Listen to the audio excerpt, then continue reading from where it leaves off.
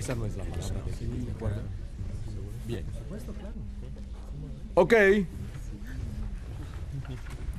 Omar, ¿estás listo? Sí, lo estoy. Qué bueno, yo también.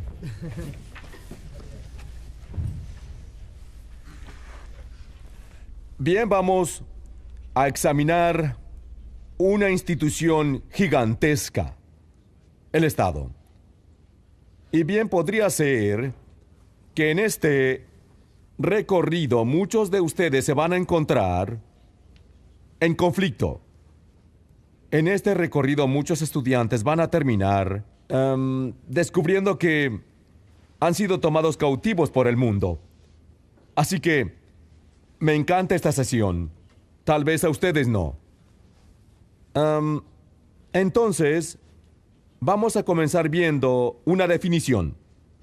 Política. La ciencia del gobierno.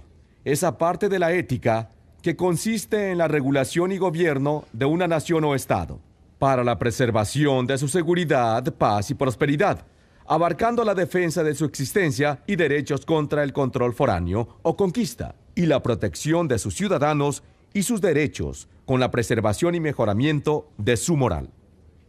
¿No es interesante? La definición, que habla del asunto del Estado, la política, que inicia diciendo que es esa parte de la ética, y termina diciendo con la preservación y mejoramiento de su moral. Y no sé si la gente de hoy diría que el Estado tiene algún interés creado en cualquiera de estos dos, pero vamos a descubrir que más bien tiene un gran interés en ellos. Ahora, una pregunta ética, ya que vamos a tratar un poco con la ética en el principio, que es robar. ¿Cuál es la definición de robar? Tomar lo que no es suyo. Tomar lo que no es suyo. Así que robar implica que hay posesión de propiedad. Y quitarle eso a alguien que es dueño de esa propiedad es robar, ¿verdad? Ahora, permítanme contarles una historia. Veamos si podemos aclarar un poco más este asunto. La historia de James y Heidi. James y Heidi se casaron jóvenes. A James le gustaba la agricultura, a Heidi le gustaba la agricultura. Y el Señor les bendijo en ese esfuerzo, rentaron una parcela y conforme Dios les bendecía, tuvieron la capacidad de poder comprar algunas tierras. Y al pasar el tiempo, conforme Dios siguió bendiciéndolos, terminaron con una finca bastante grande. Además, les bendijo con hijos. Ahora, Heidi y James tenían una finca tan bonita como un cuadro. Es lo que soñarías o pensarías si te imaginaras una finca perfecta en algún lugar. Una gran familia. Pues sucedió una tragedia y James y Heidi se mataron en un accidente automovilístico.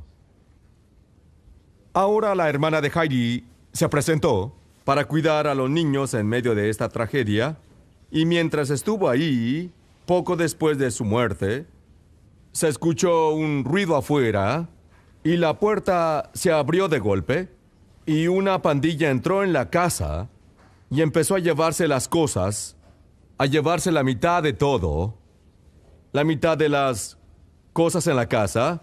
Acercaron un camión y se llevaron la mitad del ganado, la mitad de todas las herramientas, y se fueron. Ahora, ¿a esto le llamarían robar? ¿Lo llamarías robar, Lina? Yo sí. Tú sí. ¿Lo llamarías robar, David? Aún estoy tratando de decidir qué haría. Sí, lo haría. Dirías que sí. Déjenme decirles que hay otra parte de la historia, pero ¿qué tal si les dijera que hubo una razón por la cual se llevaron las cosas? ¿Qué tal si les dijera que las necesitaban? ¿Aún dirían que es robar? Sí. ¿Y si les dijera que necesitaban el dinero porque tenían a un perro enfermo? Robar. ¿Aún es robar? ¿Y qué si les dijera que fue el gobernador?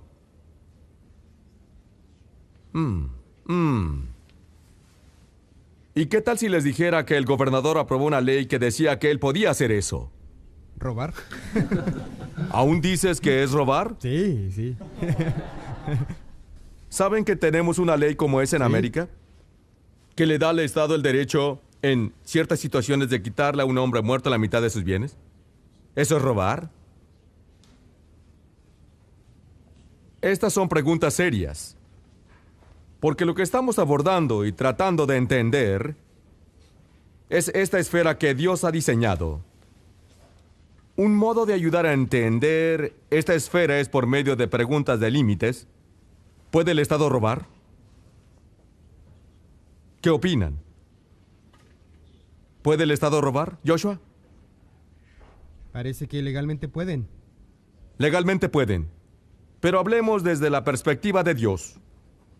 Dios es quien nos dio la noción ética de no robarás.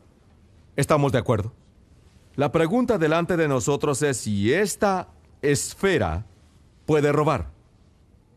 ¿Es posible para esta esfera robar? No. No. No. Dicen que no. Entonces significa que éticamente el Estado puede venir y llevarse su carro hoy si quiere. Desafortunadamente es verdad, sí. ¿Y dirían que eso no está mal éticamente? Éticamente no, porque no va contra las reglas. La pregunta es si delante de Dios está mal, ese es el asunto. Noten que Dios dijo que es malo robar. ¿Puede robar el Estado? Al Estado se le encarga el dominio no solo de su pueblo, sino también de sus activos. Así que podrías decir que el Estado es dueño de todo. No. Hay un problema aquí, hay un problema. Miramos por un minuto la perspectiva de Dios. Primera de Reyes, capítulo 21. Un tiempo después sucedió lo siguiente. Nabot, el jezreelita, tenía un viñedo en Jezreel, el cual colindaba con el palacio de Acab, rey de Samaria. Este le dijo a Nabot: dame tu viñedo para hacerme una huerta de hortalizas, ya que está tan cerca de mi palacio. A cambio de él te daré un viñedo mejor, o si lo prefieres, te pagaré lo que valga. Pero Nabot le respondió: el Señor prohíbe que yo le venda a su majestad lo que heredé de mis antepasados. Acab se fue a casa deprimido y malhumorado porque Nabot el jezreelita le había dicho: no puedo cederle a su majestad lo que heredé de mis antepasados. De modo que se acostó de cara a la pared y no quiso comer. Su esposa Jezabel entró y le preguntó: ¿por qué estás tan deprimido que ni comer quieres? Porque le dije a Nabot el jezreelita que me vendiera su viñedo, o que si lo prefería se lo cambiaría por otro. Él dijo: no te venderé mi viñedo. Ante esto, Jezabel, su esposa, le dijo: ¿y no eres tú quien manda en Israel? Anda, levántate y come, que te hará bien. Yo te conseguiré el viñedo del tal Nabot. De inmediato escribió cartas en nombre de Acab, puso en ellas el sello del rey y las envió a los ancianos y nobles que vivían en la ciudad de Nabot. En las cartas decía: decreten un día de ayuno y den a Nabot un lugar prominente en la asamblea del pueblo. Pongan frente a él a dos sinvergüenzas y háganlos testificar que él ha maldecido tanto a Dios como al rey. Luego sáquenlo y mátenlo a pedradas. Los ancianos y nobles que vivían en esa ciudad acataron lo que Jezabel había ordenado en sus cartas. Decretaron un día de ayuno y le dieron a Nabot un lugar prominente en la asamblea. Llegaron los dos sinvergüenzas, se sentaron frente a él y lo acusaron ante el pueblo, diciendo: Nabot ha maldecido a Dios y al rey. Como resultado, la gente lo llevó fuera de la ciudad y lo mató a pedradas. Entonces le informaron a Jezabel: Nabot ha sido apedreado y está muerto. Tan pronto como Jezabel se enteró de que Nabot había muerto a pedradas, le dijo a Acab: vamos, toma posesión del viñedo que Nabot el jezreelita se negó a venderte. Ya no vive, está muerto. Cuando Acab se enteró de que Nabot había muerto, fue a tomar posesión del viñedo. Ahora, ¿qué piensan de Acab? Asesino. Un asesino. Abusó de su poder. ¿Abuso de poder? ¿Cómo sabemos eso? Apenas hicimos la pregunta si el Estado puede robar. Podríamos preguntar también: ¿puede el Estado matar? Así que tenemos aquí una situación en la que el rey, el Estado, ya ha tomado la propiedad de un individuo. ¿Cómo ve esto Dios? Eso es lo importante para nosotros ahora, ¿no? Sigamos. Entonces la palabra del Señor vino a Elías el tisbita y le dio este mensaje: ve a encontrarte con Acab, rey de Israel, que gobierna en Samaria. En este momento se encuentra en el viñedo de Nabot, tomando posesión del mismo. Dile que así dice el Señor: ¿no has asesinado a un hombre y encima te has adueñado de su propiedad? Luego dile que así también dice el Señor: en el mismo lugar donde los perros lamieron la sangre de Nabot, lamerán también tu propia sangre. ¿Qué pensaba Dios? ¿Qué fue asesinato? Lo vio como asesinato. Como robo. Lo vio como robo. Así que la pregunta que hicimos, ¿puede el Estado robar? Creo que la respuesta tiene que ser sí. Sí puede. En este caso, Dios acudió a Acab y le dijo, los perros lamerán tu sangre también, como resultado de lo que hiciste. ¿Quién es este? Nabucodonosor. Nabucodonosor. Nabucodonosor. Tienen toda la razón. ¿Recuerdan la historia de Nabucodonosor, rey de Babilonia? Era el gobernante del mundo. En Daniel capítulo 4 leemos un relato interesante acerca de Nabucodonosor porque tuvo un sueño. Y si se acuerdan en el sueño, ninguno de sus hombres sabios pudo decirle qué significaba su sueño. Daniel llegó y le explicó el sueño. Y en esencia el sueño fue una advertencia profunda para Nabucodonosor.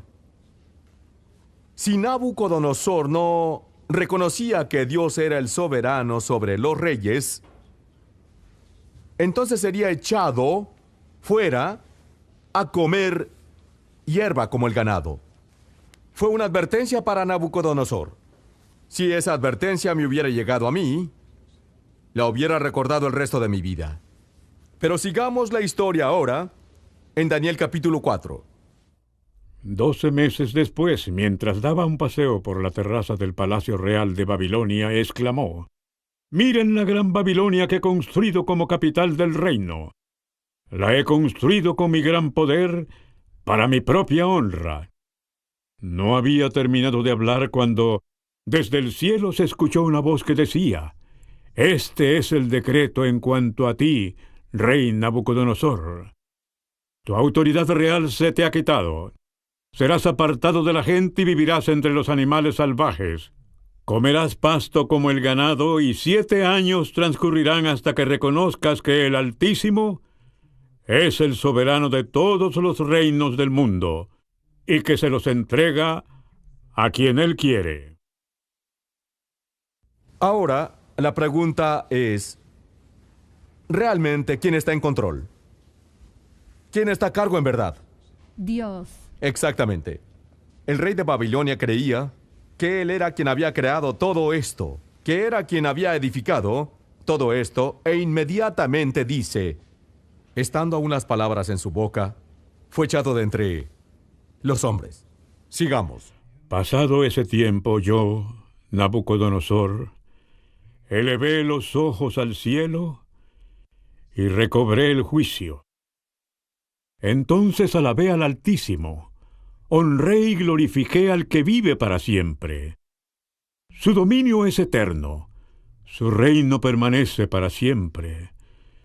Ninguno de los pueblos de la tierra merece ser tomado en cuenta.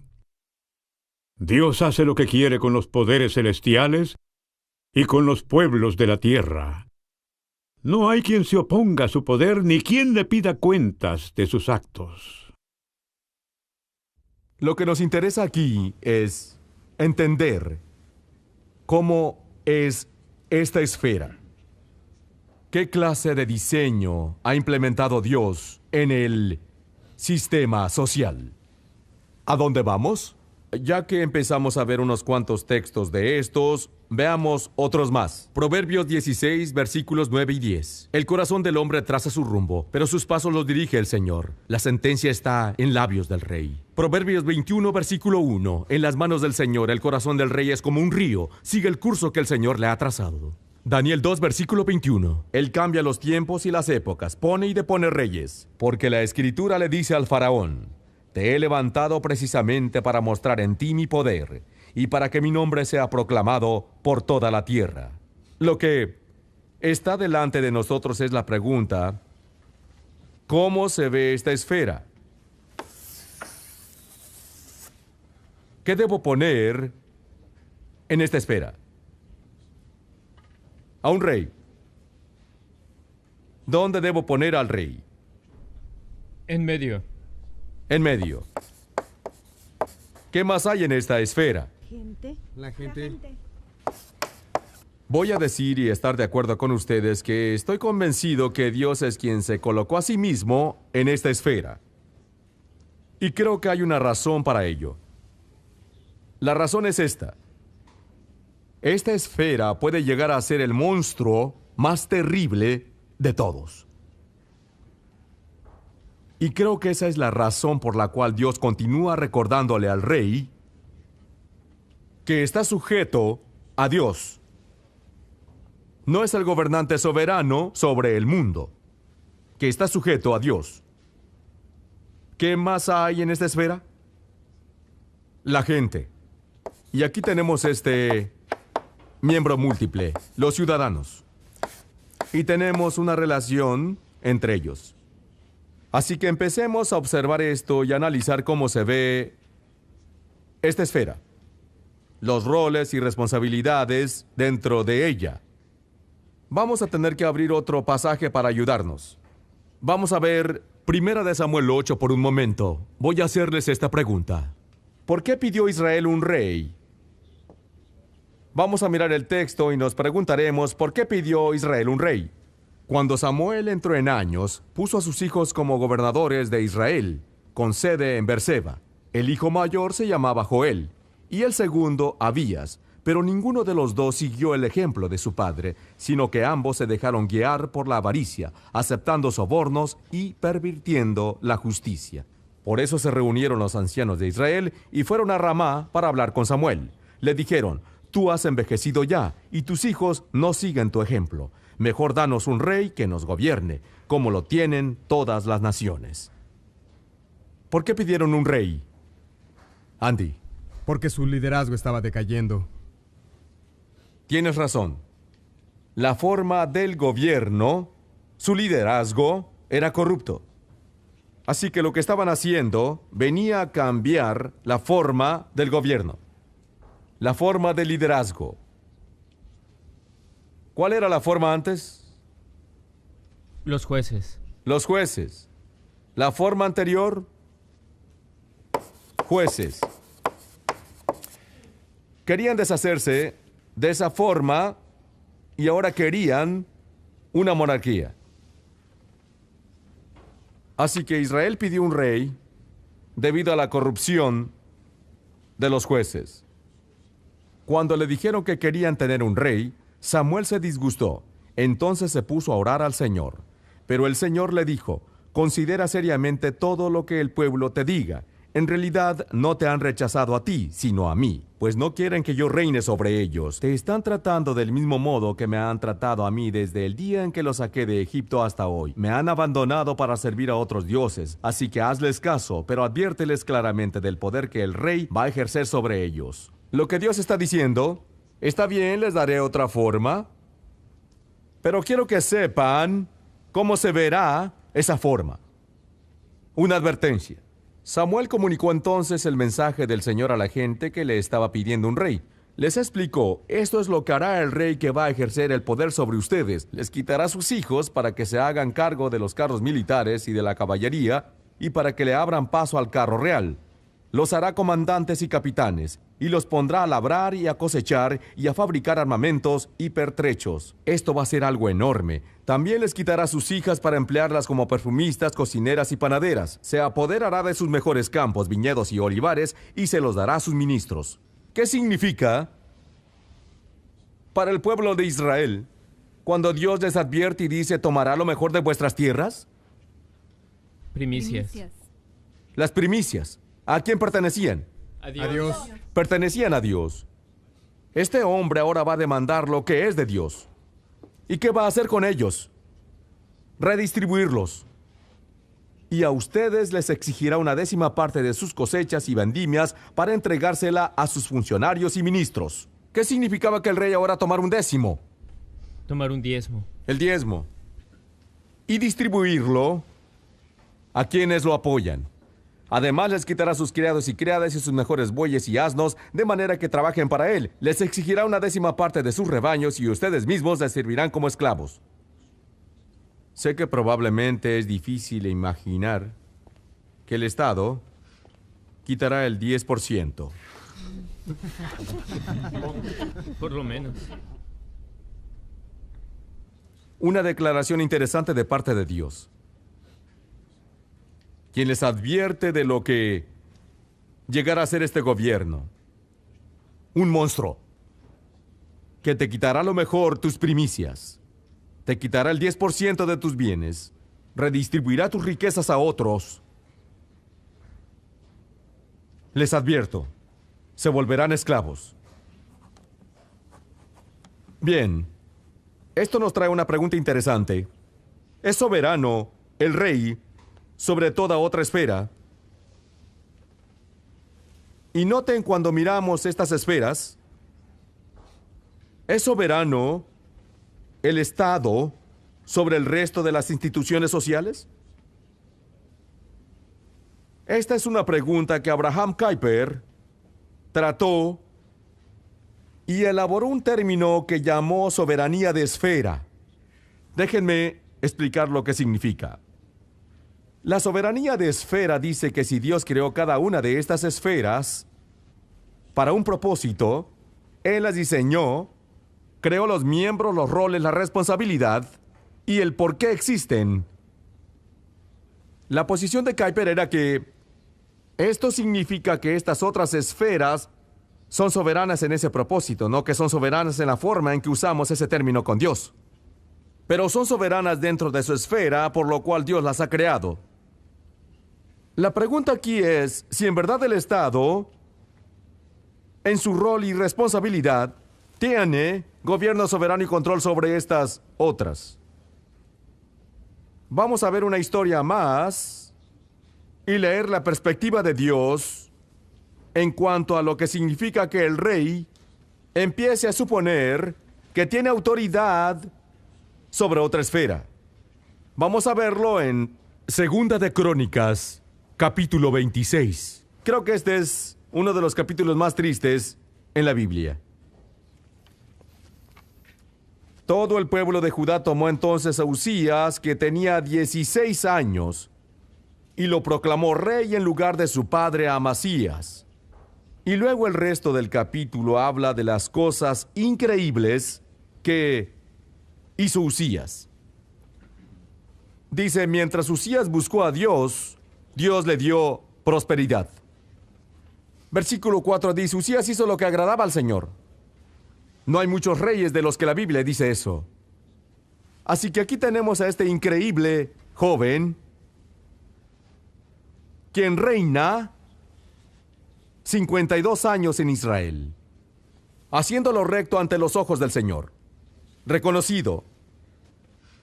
Y luego el capítulo habla de todas las cosas que hizo. Pero luego llegamos al versículo 16, y algo sucede. Sin embargo, cuando aumentó su poder, Usías se volvió arrogante, lo cual lo llevó a la desgracia. Se rebeló contra el Señor, Dios de sus antepasados, y se atrevió a entrar en el templo del Señor para quemar incienso en el altar. Detrás de él entró Azarías con 80 valientes sacerdotes. Y sí deben haber sido valientes, porque el rey tenía el poder para ejecutarlo a uno en muchos casos. Quienes se le enfrentaron y le dijeron, no corresponde a su majestad quemar el incienso al Señor. Esta es función de los sacerdotes descendientes de Aarón, pues son ellos los que están consagrados para quemar el incienso. Salga usted ahora mismo del santuario, pues ha pecado, y así Dios el Señor no va a honrarlo. ¿Cómo respondió el rey a esto? Esto enfureció a Usías, quien tenía en la mano un incensario listo para ofrecer el incienso.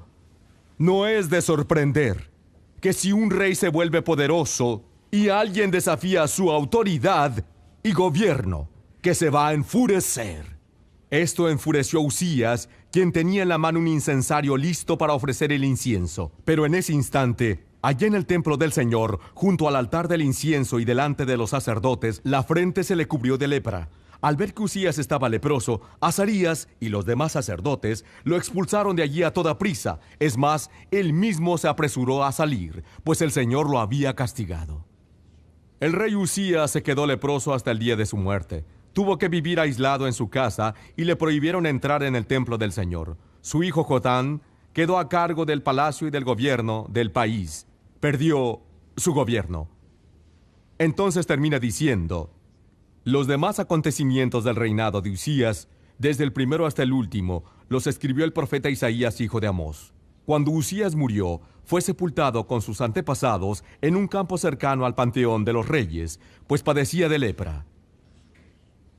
Y su hijo Jotán lo sucedió como rey. ¿Es justo esto? Gran rey, buen rey.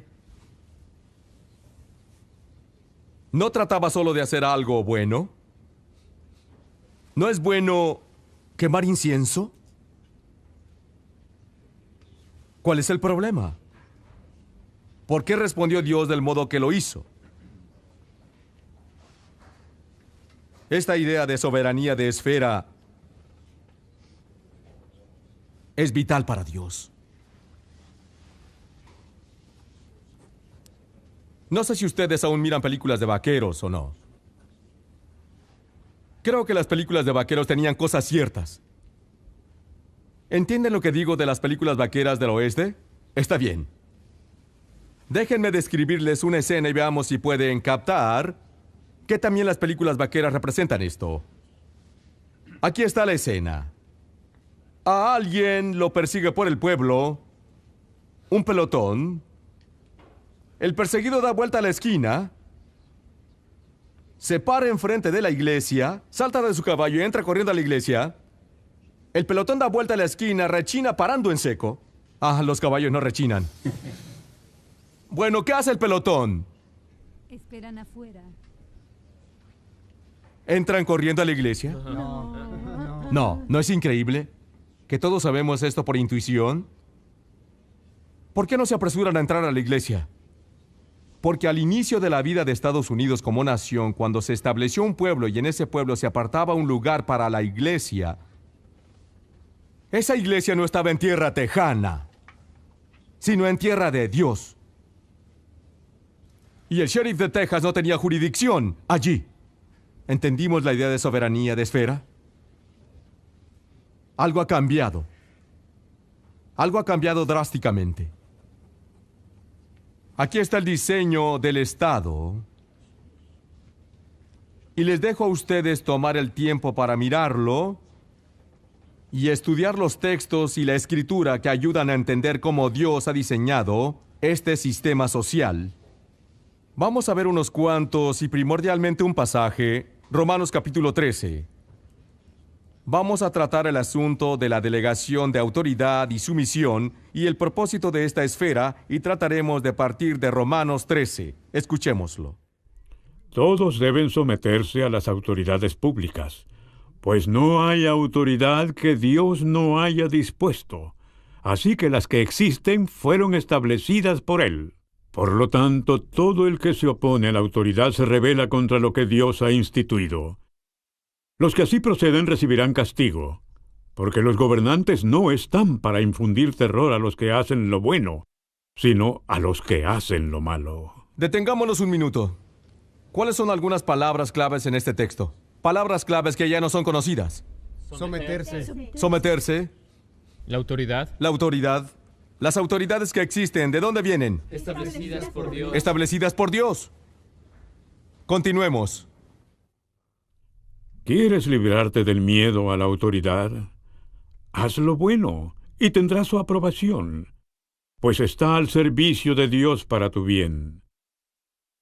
Pero si haces lo malo, entonces debes tener miedo. No en vano lleva la espada, pues está al servicio de Dios para impartir justicia y castigar al malhechor. Así que es necesario someterse a las autoridades, no solo para evitar el castigo, sino también por razones de conciencia. Por eso mismo pagan ustedes impuestos, pues las autoridades están al servicio de Dios, dedicadas precisamente a gobernar. Caray, esto está lleno de palabras increíbles de diseño para ayudarnos a entender el sistema social que Dios nos ha dado. ¿Quién es el rey? ¿Qué dice Romanos 13? El siervo de Dios. Él es el siervo de Dios para tu bien. Bueno, miremos esto. Primeramente, en Romanos capítulo 13, vamos a tratar con la idea de la delegación de autoridad y la sumisión. ¿De dónde suponen que viene la delegación de autoridad? ¿A dónde suponen que deberíamos mirar para adquirir conocimiento sobre la delegación de autoridad?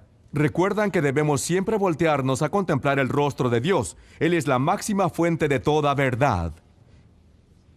Y vamos a ver si esto, llamado delegación de autoridad, se encuentra dentro de la divinidad, la delegación y sumisión. Juan 17. Después de que Jesús dijo esto, dirigió la mirada al cielo y oró así: Padre, ha llegado la hora, glorifica a tu Hijo, para que tu Hijo te glorifique a ti, ya que le has conferido autoridad sobre todo mortal, para que Él les conceda vida eterna a todos los que le has dado. ¿Qué leemos aquí? La delegación. Delegación de autoridad. ¿No es interesante? La delegación de autoridad ya vinculada a la naturaleza trina de Dios. Que el Padre está delegando esa autoridad a Jesús, ya que le has conferido autoridad sobre todo mortal. Primera de Corintios 15, versículos 24 a 27. Entonces vendrá el fin, cuando el Cristo entregue el reino a Dios el Padre, pues Dios ha sometido todo a su dominio. Dios es quien delegó esto. Interesante. A propósito, le digo a los que trabajan de gerentes que si no delegan autoridad, que si es un microgerente, necesitas voltear y contemplar el rostro de Dios, quien es un gran delegador de autoridad. ¿Sujeción? ¿Eso de dónde viene? Y cuando todo le sea sometido, seguimos en 1 Corintios 15, entonces el Hijo mismo se someterá a aquel que le sometió todo, para que Dios sea todo en todos. Nos sometemos al Rey. ¿Adivinen qué?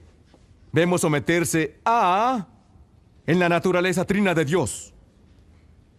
Lo hemos visto: mujeres sométanse a sus maridos, esclavos sométanse a sus amos, pueblo sométase a sus gobernantes. ¿Y saben qué? Vemos aquí dentro de la naturaleza trina de Dios que el ser sujeto a alguien no es algo negativo. Y tenemos deberes, ¿verdad? Paguen impuestos, presenten respetos, den honor, teman a Dios, honren al Rey. ¡Qué interesante! ¿Qué deben de hacer los hijos con los padres? Honrarlos. Honrarlos. ¿Qué deben de hacer los ciudadanos con el Rey? Honrarlo. Honrarlo. Y me fascina la imagen divina de Dios marcada en su orden social. Miremos el siguiente: propósito. ¿Cuál es el propósito del Estado? ¿Qué vimos en el capítulo 13 de Romanos? ¿Qué encontramos aquí? ¿Cuál es el propósito de la autoridad civil? 1. ¿Recuerdan qué decía? Para castigar el mal. Y segundo, para aprobar lo que es bueno. Miren el contexto aquí por un momento. ¿Cuál es el contexto del capítulo 13 de Romanos? Romanos capítulo 12. Leamos unos versículos atrás y por un momento tengan cuidado de esferas mezcladas aquí. Versículo 17. No paguen a nadie mal por mal. Procuren hacer lo bueno delante de todos, si es posible, y en cuanto dependa de ustedes, vivan en paz con todos. No tomen venganza, hermanos míos, sino dejen el castigo en manos de Dios, porque está escrito: mía es la venganza, yo pagaré, dice el Señor. Antes bien, si tu enemigo tiene hambre, dale de comer. Si tiene sed, dale de beber. Actuando así, harás que se avergüence de su conducta. No te dejes vencer por el mal. Al contrario, vence el mal con el bien. ¿Tenemos un conflicto aquí? La palabra de Dios dice que no debes de vengarte, sino dejar lugar a la ira de Dios. Pues vamos a Romanos capítulo 13. ¿Y qué dice aquí acerca del magistrado civil? Que él es el agente de la ira de Dios. Él es siervo de Dios, agente de la ira de Dios, para impartir justicia y castigar al malhechor. ¿Entienden lo que Dios establece aquí? Ustedes y yo, que no somos autoridades civiles, no debemos tomar venganza. Un linchamiento está mal, absolutamente mal. Dejar lugar a la ira de Dios. ¿Y dónde está esto en la institución de Dios aquí? La delegación. Se ha delegado la autoridad civil, que es agente de la ira de Dios, que no en vano lleva la espada. Ahora, Si Dios ha delegado al rey el poder de la espada para castigar el mal,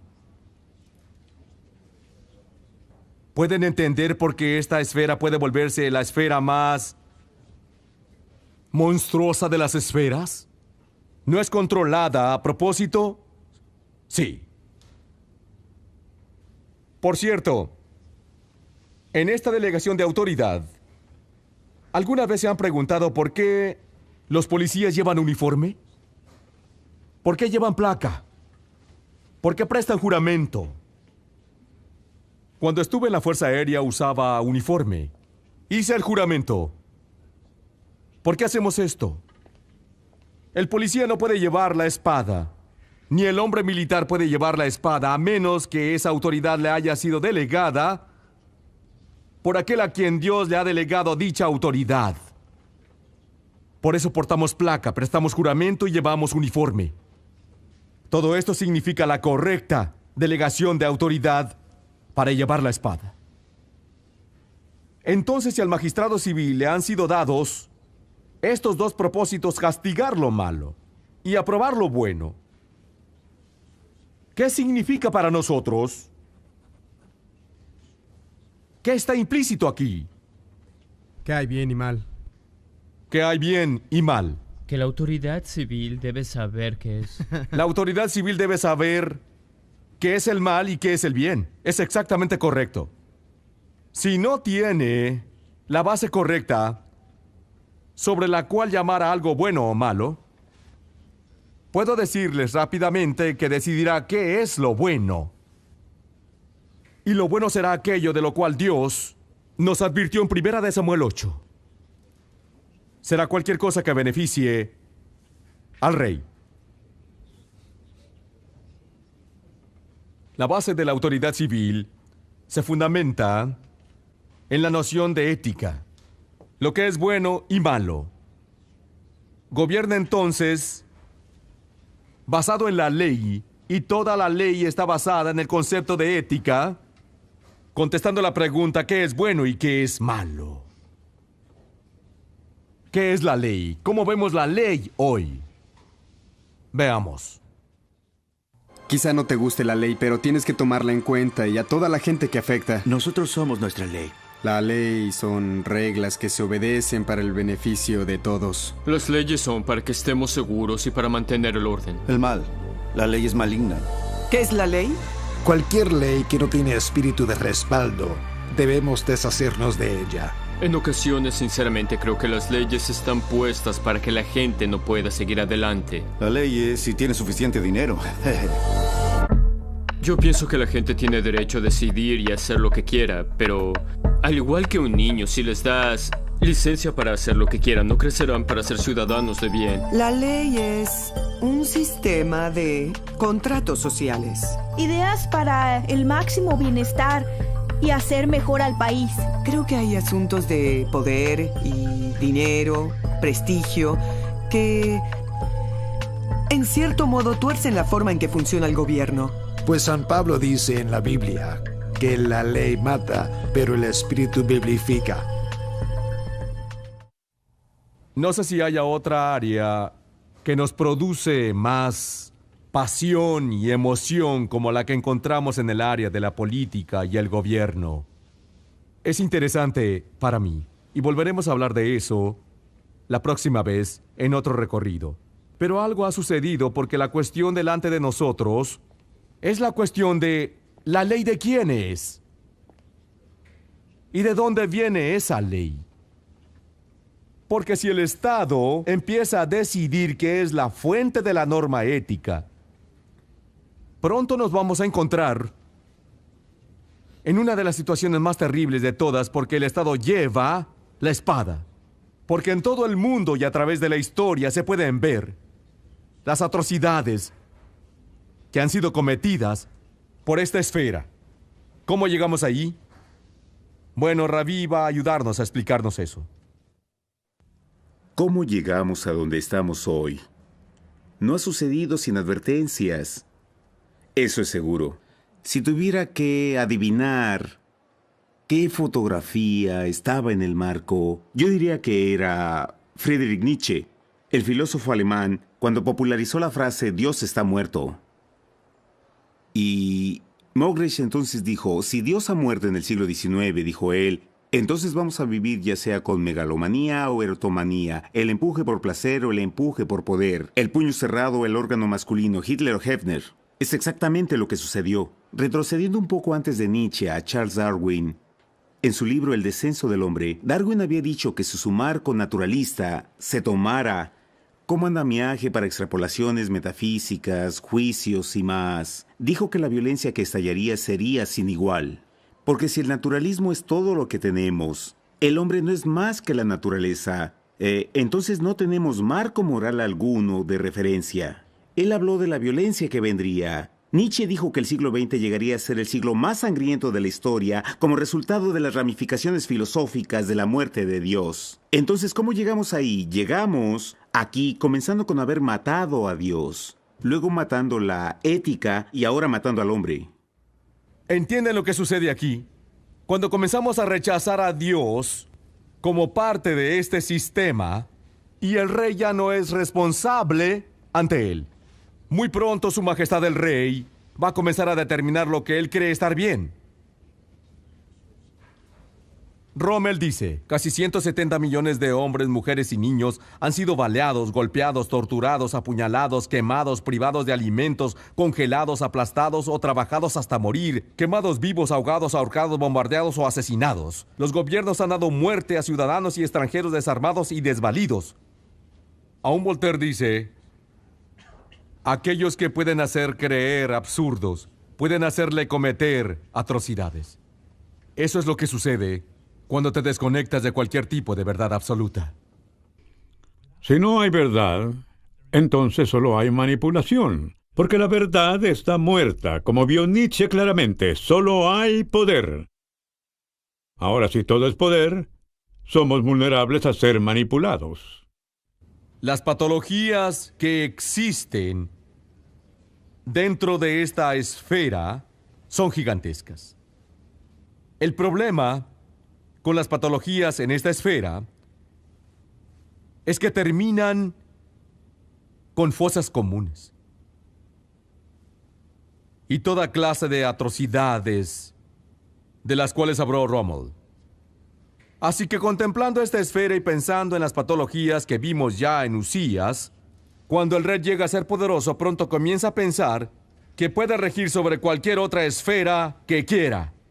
En 1 Samuel, Dios nos dio la advertencia de lo que sucedería. Cuando el magistrado civil comienza a creer que es Dios tomando un diezmo, tomando las primicias, y es opresivo en sus impuestos, quiero tratar una de las patologías llamada el ascenso del Estado. Y para hacer eso quiero regresar un momento a este recorrido y la respuesta a la pregunta ¿quién es el hombre? ¿Se acuerdan que vimos a Maslow y también a Rogers y su declaración acerca de quién es el hombre?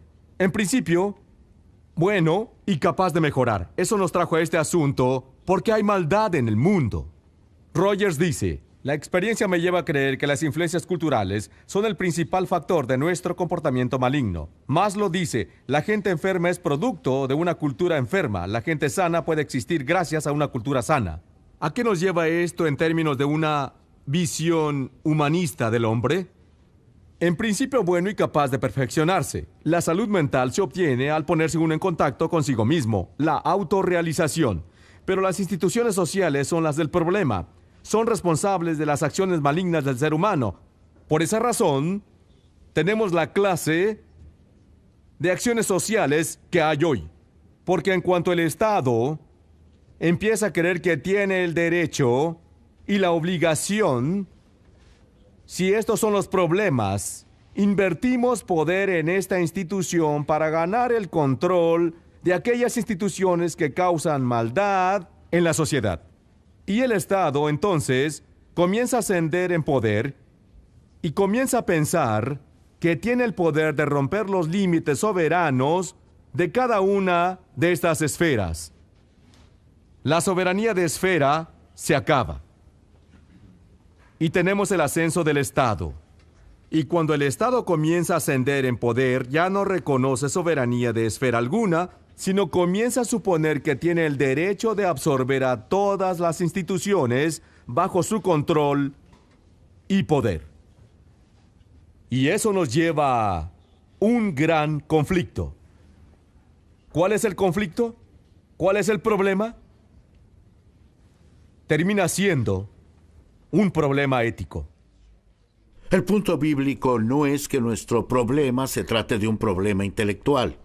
Es un problema moral. Es por lo que apelamos al relativismo. Porque si no hay una verdad objetiva, si no existen estándares objetivos, entonces está bien vivir como se me antoje, de acuerdo a mis preferencias. Pero si existe un Dios y es normativo y tiene una ley que dice no, cuando yo quiero decir sí, ahí tengo un conflicto. Si tan solo pudiera deshacerme de la verdad objetiva, de la realidad objetiva, podría vivir como yo quiero.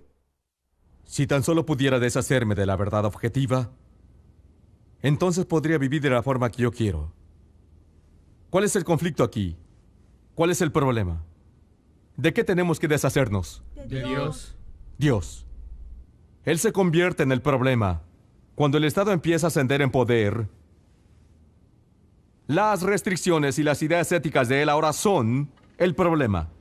Y debemos removerlo. Sabemos que él no puede ser removido, pero el Estado empezará a actuar como si él ya no estuviera ahí. Y cuando el Estado actúa como si él ya no estuviera ahí, entonces vemos al Estado de manera diferente. Vean el comentario de Hegel acerca del Estado. Lo universal se halla en el Estado. El Estado es la idea divina, tal como existe en la tierra. Por lo tanto, debemos adorar a el Estado como la manifestación divina en la tierra y considerar que si es difícil entender la naturaleza, es todavía más difícil captar la esencia del Estado. El Estado es la marcha de Dios a través del mundo. Les afirmo que esto es exactamente lo que sucede. Aunque no nos postremos ante una estatua, empezamos a actuar como si fuera Dios. Y cambiamos la esfera de Dios y el hombre, y ahora es la esfera del Estado y el hombre, y nos volvemos al Estado buscando la resolución de todos nuestros problemas. El Estado empieza a actuar como Dios, y nosotros como pueblo de Dios. Empezamos a pensar que el Estado va a proveernos y hacernos todo.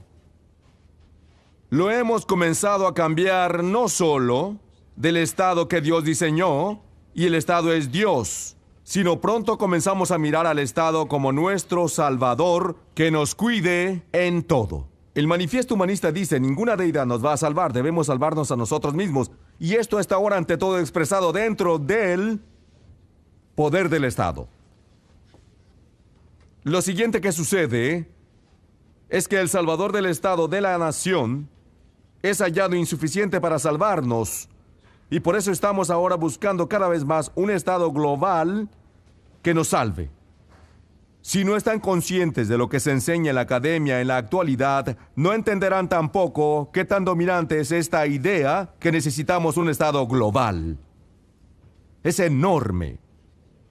El manifiesto humanista dice, deploramos la división de la humanidad sobre fundamentos nacionalistas. Hemos alcanzado un punto en la historia donde la mejor opción es trascender los límites de la soberanía nacional y avanzar hacia la edificación de una comunidad mundial en la que todos los sectores de la familia humana puedan participar. Buscamos el desarrollo de un sistema de ley mundial, de orden mundial, basado sobre un gobierno federal transnacional. Este es el resultado normal de esta cosmovisión. ¿De dónde viene nuestra salvación?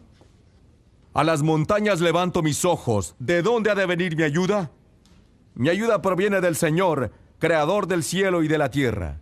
¿Qué contraste con Hegel, quien dice, no, el Estado es la marcha de Dios, es su Salvador, se encarga de todo cuanto necesiten.